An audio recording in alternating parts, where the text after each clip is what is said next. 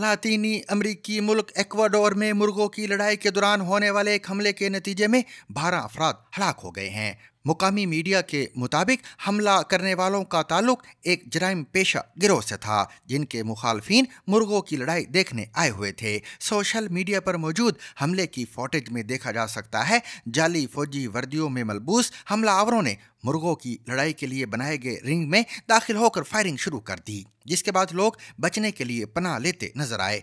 Ecuador की police का दावा है कि उन्होंने इस हमले में मुलव्वस 4 अफराद को गिरफ्तार कर लिया है। Hubo un evento violento en este lugar, en esta gallera, en donde tenemos 12 personas fallecidas. Hubo un ataque armado, presumiblemente de una... police के मुताबिक जुमे के रोज मारे जाने वाले छापे के दौरान मुलजमान के कब्जे से हथियार और जाली फौजी और पुलिस की वर्दियां बरामद हुई हैं। ख्याल किया जाता है कि एक्वाडोर में 20 से ज्यादा जराइम पेशा गिरोहों के दरमियान मनशियात स्मगलिंग के बड़े रास्तों पर कंट्रोल के लिए लड़ाई जारी है।